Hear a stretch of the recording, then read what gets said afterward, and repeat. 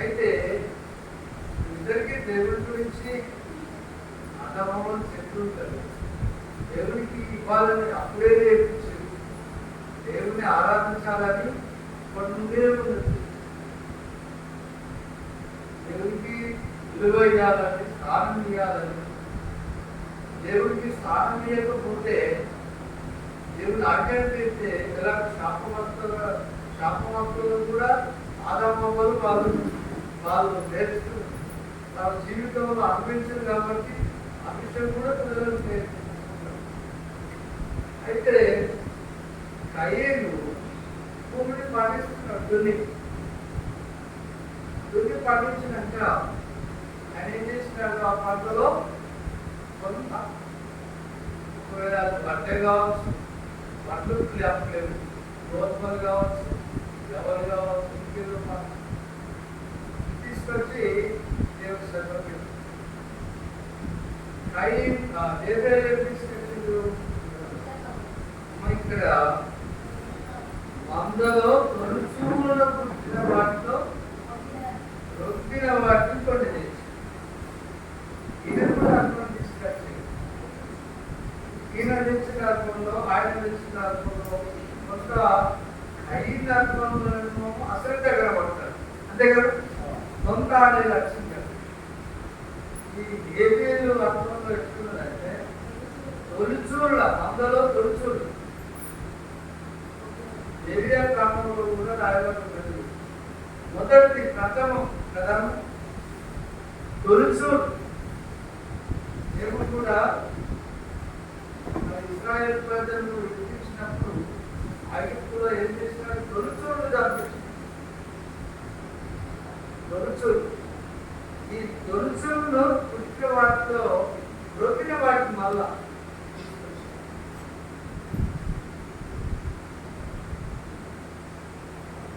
యెహోవా ఏబేలు అర్పణను అంటే ఏం అంటే ఆయన అర్పణ తెచ్చినప్పుడు సంతోషంగా,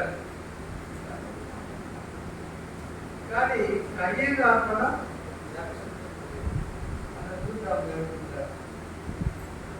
మనము దేవుని ప్రేమించడంలో కొంత నిర్లక్ష్యం ఉంటుంది.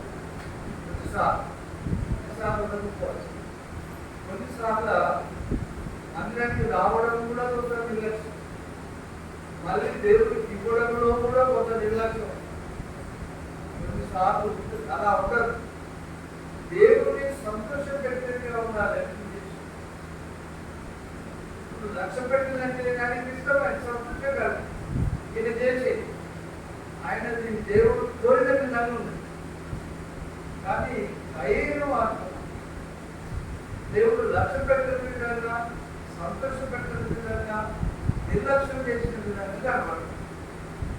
ఎందుకంటే దేవుడు కనుక ఇద్దరు ఆరాధించగా మనం ఒకవేళ లూకాసు వార్త 18వ అధ్యాయం 13-14 వచనాలు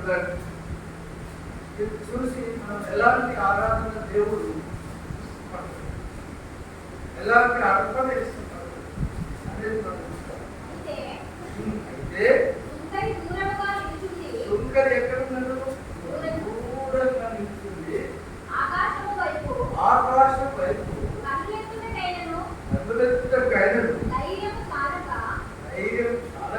రొమ్ము కొట్టుకోవచ్చు. దేవా పాపినైన నన్ను కరుణించుమని పలికెను. ఏమంటాడు? పాపినైన నన్ను కరుణించు. అతనికంటే ఇతడు నీతిమంతుడుగా తీర్చబడి తన ఇంటికి వెళ్ళేదని మీతో చెబుతున్నాను. అంటే సుంకరి చేసిన ప్రార్థన లేదా అర్పణ ఆయన దేవుడికి ఇష్టమైంది. పాపం లేని మనుషులు ఒక్కరు లేరు. సుంకరి నేను పాత్రని గ్రహించిన హర్షను గ్రహించలేదు.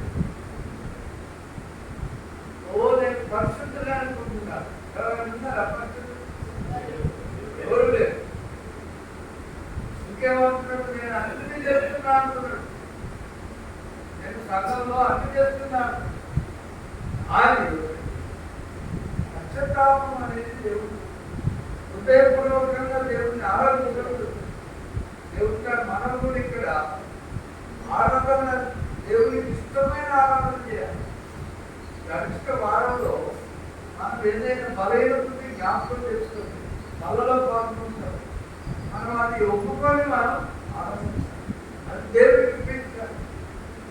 ఇక్కడ ఏమేమి గొడుగులను తీసుకొచ్చినాడు అంటే దేవునికి ఏది ఇష్టమో చూసినాడు.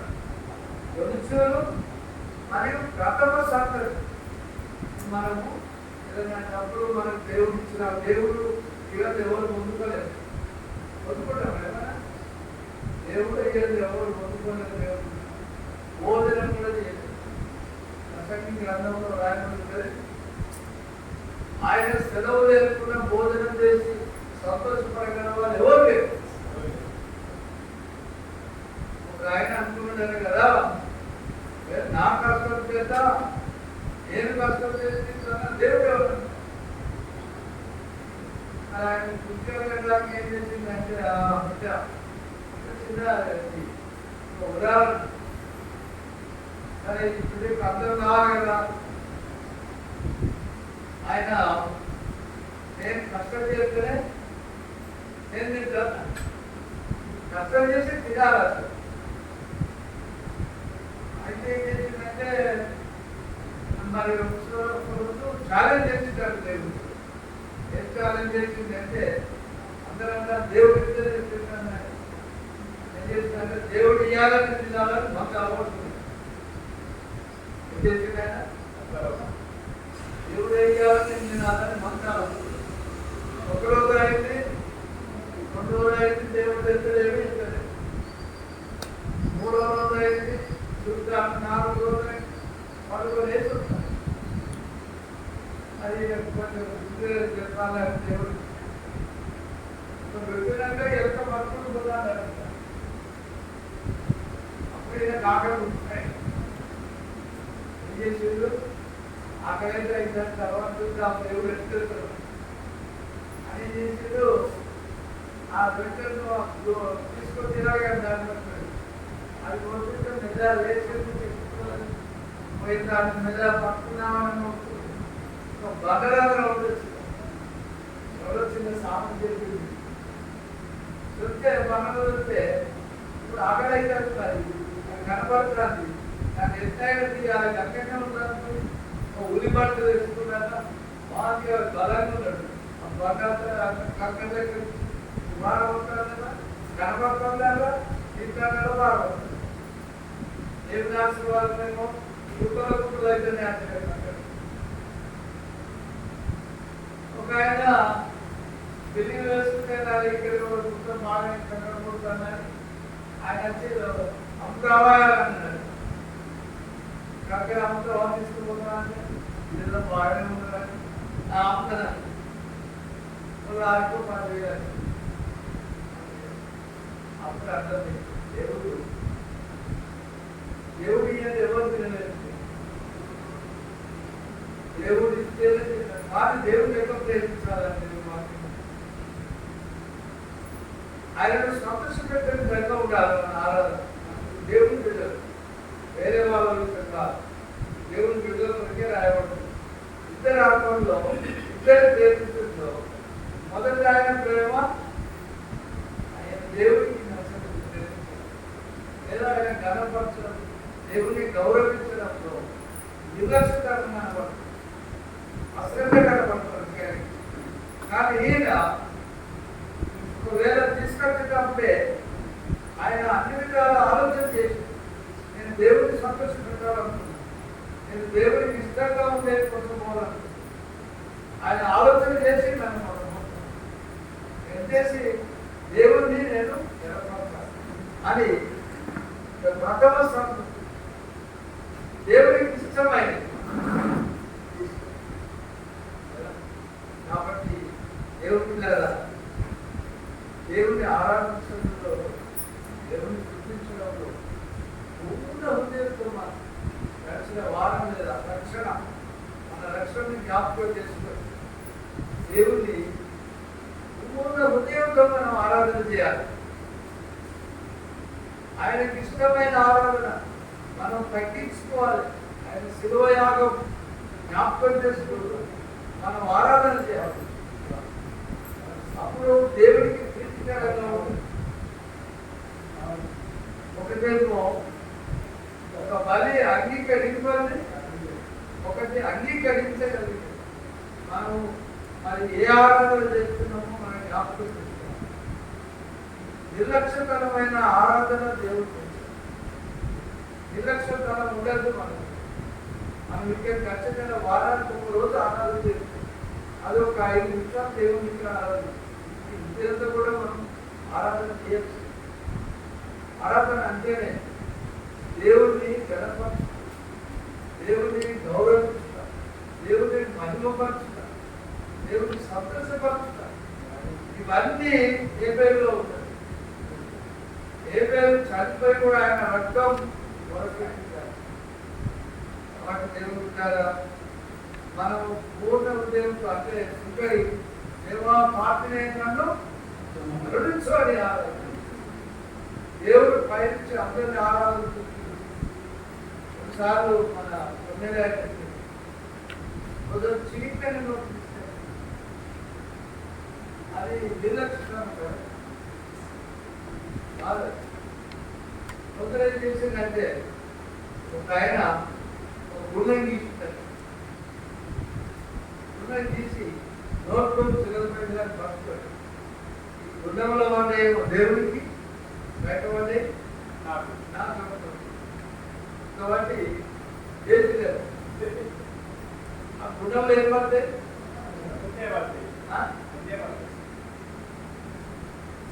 చిలకపైన పడతాయి. నోట్లన్నీ నోట్లు పక్కన పడితే నాకు అది కూడా దేవుడు మనల్ని అట్లా ప్రేమించారు. మనం ఎట్లా ప్రేమించింది? ఆయన ప్రాణం పెట్టి ఆయన విడిపించి ఆయన మనం ఎలా ఆరాధించారు. ఈ దినం ఒక చక్కటి ఆరాధన చేసి దేవుడు మన కాడిని అంటే దాస్యం కాడి, పాపపు కాడి, అది మనము జీవితాంతం నలిగిన కలగబట్టి ఒక దాసత్వంలో పాపపు దాసత్వంలో ఉంటే దేవుడు ఆ కాడిని తీసి తన మీద వేసుకొని పోయి సిలువలో ఇంకా ఎలాంటి దాసత్వం లేకుండా కట్టు లేకుండా కట్టునే ఇంకా ఉన్నమాట ఆచారాలు ఉన్నాయా? స్వేచ్ఛ ఇచ్చినాడు, స్వాతంత్ర్యం ఇచ్చినాడు. అలాంటి ఆయనను మనం పూర్ణ హృదయంతో ఆరాధన చేయాలి. మన శక్తి అంతటితో, మన బలవంతటితో. ముందు ప్రథమ ఫలం మనకి ఏదైనా దేవుడిస్తే మొదట దేవుడికి బాగా తీయాలి. దేవుడి వాక్యంలో ఉన్నది ఏవో బాగా కాదు 3 ఆశీర్వాదం. అలాగా మన హృదయాన్ని చూస్తారు. మన ఆరాధించడం కూడా ఆయన ఎలా ఆరాధించడం కూడా చూస్తారు. కాబట్టి 5 ఆరాధన ఆయన ఆనందం కలిగింది, సంతోషం కలిగింది. ఆయన గురించి సాక్ష్యం చెప్పితే మరి సుక్కరి కూడా ఆరాధన గురించి రాష్ట్రం సుక్కరి ఆ పరిచయం కంటే నీతిమంతుడిగా తీర్చున్నాడు దేవుడు. అలాంటి ఆరాధన మనం చేయాలని దేవుడు కోరుతున్నాడు. ఆయన ఆత్మ కనుక మన ఆత్మతో అత్యంతో ఆరాధించాలి. హృదయపూర్వకంగా ఆయనను మనం ప్రేమించాలి, ఆరాధించాలి. దేవుడి మాట